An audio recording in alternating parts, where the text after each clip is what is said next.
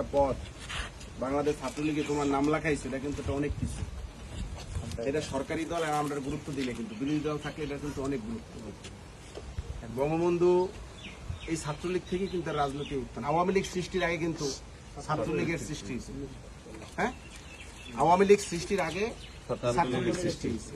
এই বাংলাদেশের ইতিহাস, পতাকা, ঐতিহ্য, সার্বভৌমত্ব সবকিছু তোমরা যদি লক্ষ্য করো তাহলে কিন্তু ছাত্রলীগ থেকেই আসলে, এবং সেই ছাত্রলীগের গর্বিত তোমরা সৈনিক, বঙ্গবন্ধুর সৈনিক, শেখ হাসিনার ভ্যানগার্ড। তোমাদের এইটা মনে রেখে কিন্তু চলতে হবে।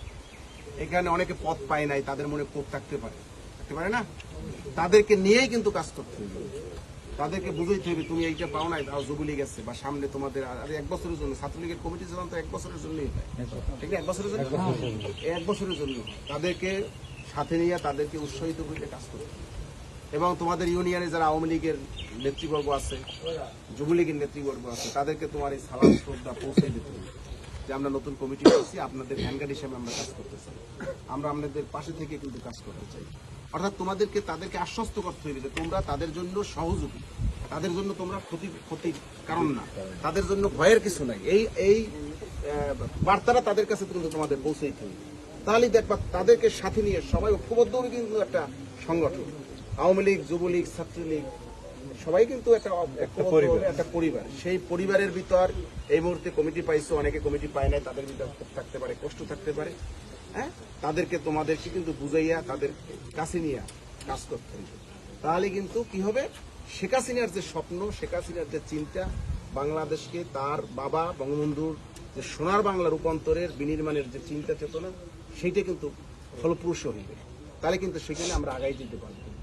আমাদের দ্বারা মানুষ যত ক্ষতিগ্রস্ত হয়, সাধারণ মানুষ যেন মনে করে যে না, ছাত্রলীগ সেই 71-এর ছাত্রলীগ আবার নতুন করে ফিরে আসছে। অর্থাৎ আজকে দেখো মুক্তিযোদ্ধারা যে হয়েছে, এখানে কিন্তু ছাত্রলীগের অবদান। ওই সময় যারা অল্প বয়স 30, 25, 30 বছর, 35 বছর বয়সে ছেলেবাই মুক্তিযোদ্ধা করছে, 70 বছরের ছেলেবান তারা মুক্তিযোদ্ধা করেনি।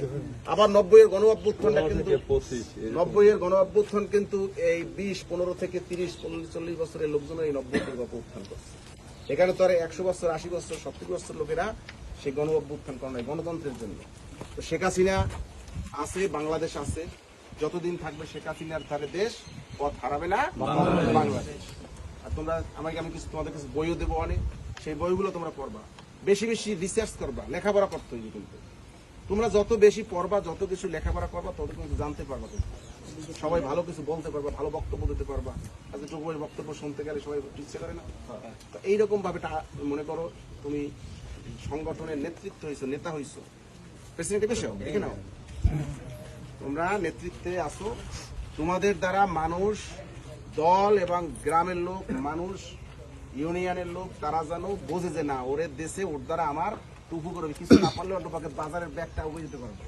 আর মানুষ মারা গেলে তার যে খাটিয়েটা ধরতে পারবে, ঠিক না? এইটা কিন্তু অর্থাৎ এইটা যদি তুমি যখন আগাই আসবো, তখন আমাদের এই সার্থক হবে। শেখ হাসিনার চিন্তা চেতনা, আমাদের যে চিন্তা চেতনা, এটা কিন্তু সার্থক হবে। আমরা কিন্তু সেই পথে কি আগাবো সবাই? ইনশাআল্লাহ আমরা নিতে পারি।